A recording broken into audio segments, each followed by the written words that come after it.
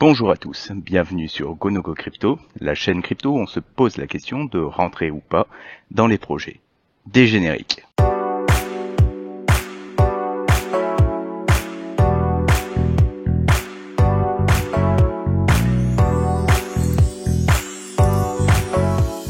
Aujourd'hui nous allons parler de GLD, donc Elrond. Donc Elrond qui est une blockchain qui a rencontré un vif succès durant l'année 2021. Donc qui est une blockchain qui présente de nombreux avantages. Technologiquement, on est sur une blockchain qui fonctionne en sharding avec donc une capacité de transaction, des frais bas sur cette blockchain, avec donc un système de proof of stake. Donc Elrond qui est un projet que j'aime beaucoup dans la philosophie de base, c'est-à-dire que c'est tout simplement une blockchain qui a pour but d'être très user-friendly, dans le sens où le but d'Elrond, c'était vraiment de faire quelque chose qui soit pratique pour les utilisateurs, facile d'utilisation. Bref, on est très très loin des fonctionnements un petit peu compliqués qu'on peut avoir dans les blockchains en général. Le but, c'est vraiment d'avoir quelque chose qui soit simple d'utilisation. Et je trouve ça très bien. C'est très bien qu'il y ait des gens qui cherchent à justement rendre son utilisation plus facile. Donc c'est un projet, voilà, à la base sur la philosophie que j'aime beaucoup. Concernant les investisseurs qu'on va retrouver sur Elrond, donc il y a AU21 Capital, Binance Lab, donc Electric Capital et beaucoup d'autres. Au niveau d'Elrond, concernant les réseaux sociaux, on a un Telegram sur lequel vous avez 63 000 personnes qui les suivent, un Twitter sur lequel vous avez plus de 600 000 personnes qui les suivent. Donc faut savoir que dans l'écosystème, Elrond est porté par son CEO Benjamin, qui est un excellent communicant et qui sait très bien faire monter la sauce et se faire comprendre des gens. Une personne qui est très très bonne en marketing. Concernant la charte des prix, il faut savoir que Elrond, donc dans sa version actuelle, le token date de fin 2000, enfin début troisième trimestre 2020. On voit que durant toute une première période, le token a été assez stable. Il s'est mis à pas mal monter, notamment lorsque Asher a commencé à parler franchement du projet, à dire bon ben voilà, moi je vais me positionner, je vais être validateur sur cette blockchain. Donc on voit qu'il y a quand même une première hype qui s'est lancée. C'est à ce moment-là que moi j'ai entendu parler justement d'Elrond.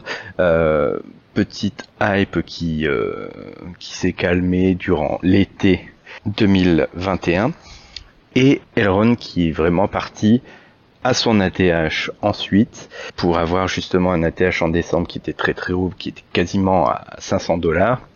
Et là depuis, Elrond est en chute libre, et le but ça va être réellement de se poser la question, qu'est-ce qui se passe derrière tout ça, pour comprendre justement ces évolutions de prix. Donc, pour comprendre les évolutions de prix dans le temps, ce qui est important à prendre en compte, c'est effectivement l'utilisation de la blockchain, les nouveaux utilisateurs qu'il y a dessus, et aussi tout simplement à combien ont acheté les investisseurs de base, et savoir qui nous dump en ce moment. Parce que quand on regarde la market cap, on voit que finalement, entre la market cap et le prix, il n'y a pas forcément des changements graphiques énormes, ce qui nous laisse présager que on a une délivrance des tokens qui a déjà dû pas mal se faire dans le temps. Concernant les prix des SEAL et des personnes qui ont participé à la vente sur Binance, on a en fait une bonne partie de la supply qui a été vendue à cette époque-là. Donc vous voyez qu'en fait, là la supply totale actuelle elle est à 23 millions de Elrond. Elle va encore évoluer dans le temps, mais elle était de l'ordre de 20 millions à son lancement, avec quasiment 4 millions de tokens qui avaient été vendus vraiment au seed à 50 centimes et à 65 centimes sur la vente de Binance, où on avait à peu près 5 millions de tokens vendus. Donc on était à quasiment 8 millions de tokens sur les 22 bases, donc vraiment une très très grosse partie de la supply était dans ces levées de fonds là.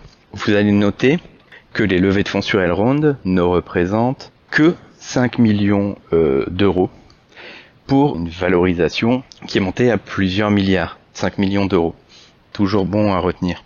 Ce qui fait que à l'heure actuelle, on est encore sur des ROI qui sont très très hauts, x70 pour les gens qui étaient sur Binance, x90 pour les personnes qui sont en seed. Au niveau de la délivraison dans le temps, vous pouvez voir que l'inflation était très très forte sur le début de la vie du token. Vous voyez aujourd'hui où on en est, donc c'est-à-dire que là on est arrivé à un bon 22 millions de tokens sur... Alors, dans le temps, ça va beaucoup se lisser, on va tourner autour de 30 millions de tokens en vraiment supply total, quoi. Donc là, on est quand même déjà bien avancé, il y a beaucoup des jetons qui ont été délivrés, et on peut voir que au niveau des seeds, au niveau des investisseurs Binance, et de toutes les personnes qui ont eu des tokens pas chers, tout le monde a été délivré. Donc là je vous montre effectivement l'évolution de la supply dans le temps. Donc on voit que à 10 ans on va être aux alentours de 31 millions et à ce moment-là en fait on aura une inflation sur la blockchain qui deviendra de 0,5% par an, donc qui sera toute petite. Au niveau des choses qui ont été lancées sur Elrond et qui peuvent justifier le prix. Donc on va 2 secondes sur la charte de prix. On voit que la première fois on a commencé à parler d'Elrond, Elrond a pumpé, mais n'avait pas forcément encore grand chose sur son écosystème. Durant l'été 2021, ils ont laissé fuiter le fait qu'il allait avoir des choses sympathiques. Et il y a 2 choses sympathiques qui sont sorties, qui les ont amenés à leur ATH maximum en décembre. C'est la première chose, les launchpads sur Elrond. Donc les launchpads sur Elrond ont un système où vous bloquez tout simplement vos Elrond pour avoir des tickets et avoir une chance de pouvoir participer aux IDO. L'avantage du launchpad de Elrond, c'est que tous les tokens qu'ils ont sortis ont fait de très gros multiples et surtout ont un fonctionnement qui est plutôt fair, dans le sens où les gros stackers de Elrond ont pas forcément beaucoup plus de chance que les petits. Donc ça a beaucoup plu, ça fait monter beaucoup en hype. Deuxième chose qui a fait monter beaucoup en hype, c'est que il y a eu une grosse annonce sur novembre 2021, comme quoi Elrond allait déployer pour son sexe le fait de débloquer pour 1,2 milliard d'USD de liquidité. Donc faut savoir que cet USD, c'est pas alors à mon sens à moi, vous allez peut-être pouvoir me corriger, mais c'est pas de l'argent de l'USDT qui est rentré, c'est que ils ont mis en place le MEX et ils ont donc offert le MEX en récompense pour incentiver la liquidité. Donc je vous fais apparaître à l'écran comment ça se passe. Donc en fait il y a 8000 milliards de MEX qui vont être distribués durant la première année aux différentes personnes qui auront participé pour donner de la liquidité. L'effet direct de cette annonce, et plus le Launchpad a vraiment fait pumper énormément le Elrond, mais derrière ça, on est sur un token de gouvernance sur index. Voilà, un token de gouvernance sur index, on a du mal à le valoriser très très haut. Les gens ont plutôt tendance à le vendre au fur et à mesure du temps pour pouvoir ROI. Et c'est exactement ce qui se passe sur le MEX, et le MEX est en train de vraiment s'effondrer. À l'heure actuelle, on a un peu plus de 5000 milliards qui sont déjà délivrés, et on voit que le prix s'est vraiment écroulé. D'ailleurs, une nouvelle économie sur le MEX devrait être mise en place. Concernant, pour prendre un petit peu de recul, l'adoption de Elrond, on voit là le nombre d'adresses ouvertes avec le nombre de GLD qui peuvent avoir, et en fait on voit que en termes d'adresses ouvertes, en termes de répartition des tokens, etc., on est vraiment en montée en termes d'adoption et de nombre d'utilisateurs, avec là on va dire à peu près 300 000 portefeuilles vraiment actifs. À l'heure actuelle, moins de 20% des viewers sont abonnés à la chaîne, alors fais plaisir aux singes, abonne-toi, like et partage.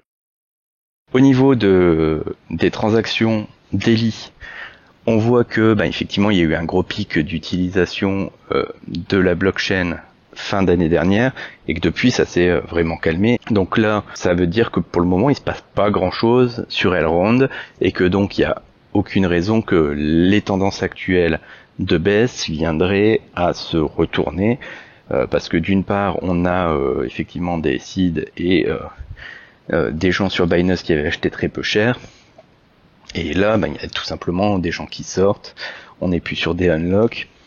Quand on va d'ailleurs sur les changements de validateurs, on peut le voir aussi, depuis la mi-mars 2022, il y a un gros flippening qui se fait, donc c'est tout simplement les gens qui vont changer de validateur. À quelle occasion on va changer de validateur? Ça va être beaucoup quand les jetons vont changer de main et que les gens vont venir restacker.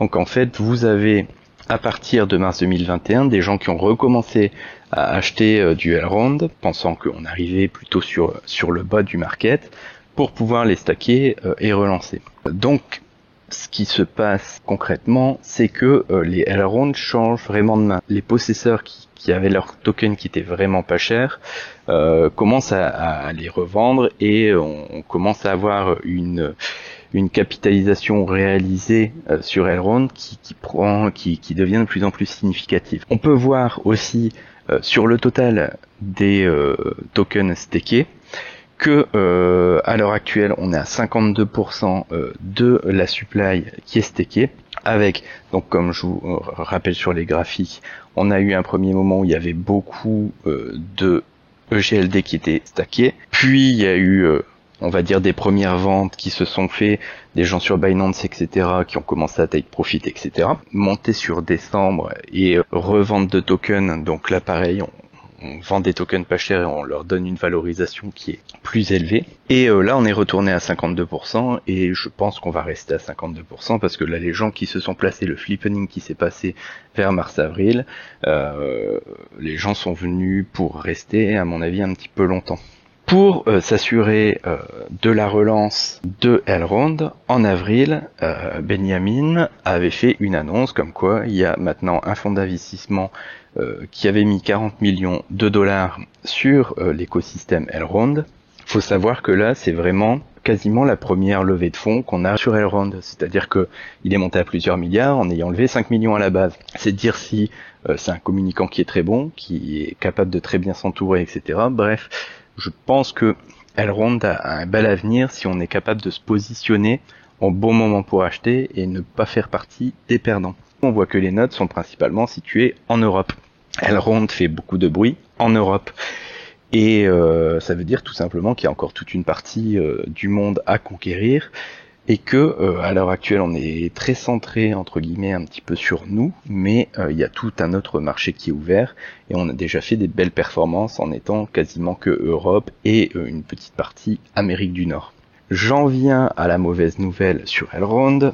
Donc Elrond a subi une attaque il y a de ça quelques jours sur le DEX Maillard, et donc il y a eu comme ça un effondrement du prix du GLD de 93%, qui tout de suite est remonté. Attaque qui apparemment vient d'un smart contract, enfin de 2 smart contracts qui ont été lancés sur le DEX. Donc bon, Elrond va faire les correctifs nécessaires, et par contre on doit avoir une attention particulière parce que forcément on est dans une période de baisse, il se passe ça, le jeton va poursuivre sa baisse forcément. Il y a une mauvaise nouvelle ne peut pas entraîner une montée du token. D'ailleurs on peut voir que Suite à ça, beaucoup de personnes ont sorti leurs EGLD pour les mettre au moins sur des exchanges. Là, je vous ai mis les gros porteurs parce que finalement, c'est eux qui sont les plus significatifs. Mais les petits porteurs ont fait la même chose. Vous voyez qu'on est passé de plus de 1500 gros porteurs à plus de 1000 EGLD. À peu près 800. Donc ça, c'est tout simplement soit des personnes qui ont déjà vendu, soit des personnes qui se tâtent à vendre. Bref, pour le peu que ça mouvemente encore un peu, et à mon avis ça va mouvementer encore un peu, on peut avoir une belle descente du prix. Avant de réellement conclure, je vous rappelle que je ne suis pas conseiller en investissement, que ce contenu est à titre vraiment purement informatif, et que après vous faites ce que vous voulez de votre argent. Je vous donne juste des éléments qui vous permettent ou vous aident à la prise de décision. Pour le bilan, donc on a donc Elrond qui a une excellente manière de communiquer, qui est capable de très bien faire pumper son token, qui a déjà beaucoup délivré sa supply et où on a vu sur les graphiques que des ventes ont été réalisées au fur et à mesure du temps. Donc vraiment les tokens peu chers tout doucement se raréfient. Je précise que à l'heure actuelle, Just Mining a toujours en place ses nodes sur Elrond et il ne bouge pas.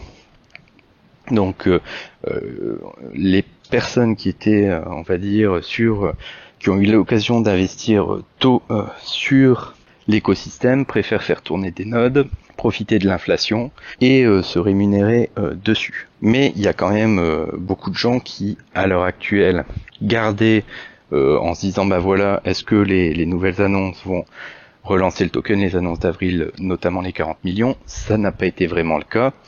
Donc là, il y a des personnes qui vont tout simplement vendre et on risque d'arriver dans les mois à venir à un floor price de EGLD qui redécollera ensuite, à mon sens à moi, tout simplement parce que on a des très bons communicants, on a une interface graphique d'utilisation qui est très pratique. Là, ils ont annoncé que dans les mois à venir, il allait y avoir une marketplace mise en place, que de nouveaux projets Launchpad allaient être lancés. Et là, je pense qu'ils attendent juste le bon moment pour pouvoir justement faire les bonnes annonces et refaire pumper le GLD au bon moment.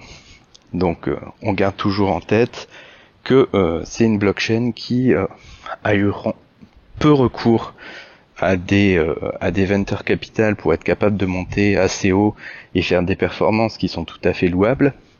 Donc vu que là en plus la supply c'est plutôt bien vendue, il suffit que les nouveaux possesseurs de GLD soient un petit peu malins, pas petits bras, sur la prise de profit, et une fois qu'il aura touché le floor, on aura capacité de faire des très beaux rebonds.